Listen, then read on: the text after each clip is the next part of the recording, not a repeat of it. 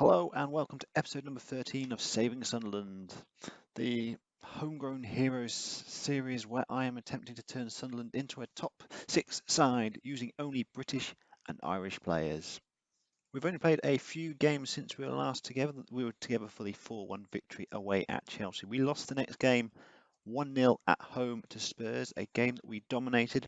Jason Cummings had a goal disallowed for offside and they scored just in the injury time just before half time. It was a real disappointing result because we didn't deserve to lose, but we bounced back. We played the derby against Newcastle and we won 2-0. Jason Cummins continuing his fantastic form and Gary Hooper also scoring a goal. Then we went away to Huddersfield and we were 2-0 up but ended up drawing 2-2. A very disappointing goal to concede right at the end of the game. It's one of these goals that always goes against us, but we never score. Dallied on the ball, lost the ball, they break and they score. And that was 2-2. And we have one or two minor injury concerns. So our side is Jordan Pickford in goal, but he is just coming back from an injury. Ben Gibson, Courtney House, Paddy McNair are our defensive trio, with Billy Jones and Luke Garbett as the wingbacks, Harry Arter and Charlie Adam as my roaming playmakers, with Jermaine Defoe, Jason Cummins and Izzy Brown as my shadow strikers. We're currently without Gary Hooper, who's going to be out for the next 4 months or so with a broken ankle. Adam Matthews has also picked up a knock as well, but he hasn't been involved in my side up until this point. So far in the table, we are in 7th position, so we're doing slightly better than we were doing last season. 14 points, so 10 points clear of that relegation zone. It's a bit of a strange start to the season because both Arsenal and Manchester United are both below us in the table and struggling a little bit, which I'm not going to complain about too much. Chelsea are top of the table, played 8, won 7, only lost 1. Now, who did they lose against? Ah, yes, the mighty Sunderland. So we are at home. Last time we played them at home, they absolutely ripped us to shreds, and we really struggled. So I think we lost 4-1 in the end, but I'm hopeful we can get something out of it. We're playing well this season. Generally speaking, we're doing all right, so see how it goes. With Cummings, who has been absolutely on fire for me this season, has been a real fantastic find, scoring the goals that Jermaine Defoe hasn't really been scoring so far this season. So ideal world, you'd have 2 players firing, but we've got 1 as they take the lead. Abramovich at the near post, 10 minutes gone, he's got his 9th goal of the season. We don't close him down on the wing. Darmian plays it in, and Ibrahimovic, scores at the near post. But there looks like to be a highlight immediately after that, so let's see what happens. Paddy McNair to Charlie Adam. Jason Cummings building up well. Luke Garbett looking for a ball into Izzy Brown, into Cummings. Cummings drags wide, but De Gea pushes it past the post, and we have a corner. Charlie Adam with the corner. It's into the near post. It's headed away into Harry Arter, who shoots, and it's great save from David De Gea. Sunderland piling the pressure on, hoping for an opportunity to get back on level terms early in the game. Disappointing corner to the near post, and it's another corner. Our 3rd in succession. We're in 4th. Charlie Adam plays it in. Well claimed by David De Gea, and that should be the end of the highlight. We're currently playing the park the bus tactic, downloaded tactic, but it looks to be a really good tactic for us at the moment. We've got the players that can play it. There's no real weak link in the side. It's one matter with a free kick, and it's 2-0. Second free kick in 2 seasons against us.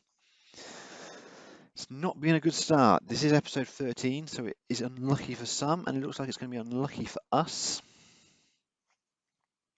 Ultimately, we are expected to probably lose to Manchester United, but I was hoping we'd put a bit more of a fight than this, basically based on the Chelsea result and the Spurs result, which was pretty decent. It's important that we don't capitulate and get something out of the game, even if it's just. If we look at the possession, we've dominated possession, had most of the ball. You'd say it's even in terms of shots. They've had a lot of shots on target, but we've had more shots. I'm waffling. I waffle quite a bit. Changes. Cummings has had a poor game. Izzy Brown's done a little bit better. Arter's been booked. There's no one really jumping out as I've got to change. I'll bring Watmore on for Brown because Watmore It's good enough to be in the side, but he hasn't really had a chance yet this season. Brown has been touch disappointing, so I'll move more onto the right, which more suits where he plays, and Defoe to the left.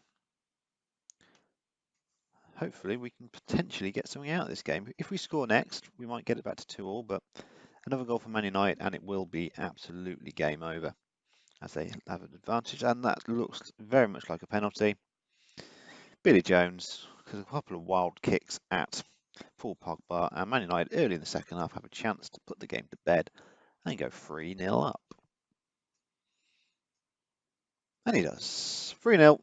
Game completely over. And for the second season running, we have been absolutely destroyed by Manchester United. I was feeling so good after the Chelsea game that we cracked the tactic and it was really working for us, but we've had such a poor game today. I'm going to bring Cummings off, who's been very, very poor, and bring Anichebe on and give Lee Catamol a run out for Harry Arter, who has been booked. So inevitably Jordan Pickford will now pick up a further knock and will have no goalkeeper to bring on. Trying to think of a positive from this game. We don't have to play Man United at home again. With Garbutt with the free kick into Charlie Adam. And back to House. Defoe. Anichebe. Saved by De Gea. Even a goal now wouldn't get us back in the game. It might give us a little bit of pride, but I can't see us getting anything out of this game in whatsoever. We haven't really threatened enough. We've given them too many good chances. We've dwelled on the ball. And we've just been fairly meh. If meh is a way to describe our performance, that would sum it up quite nicely. Just wanting time to tick away. No more than 3.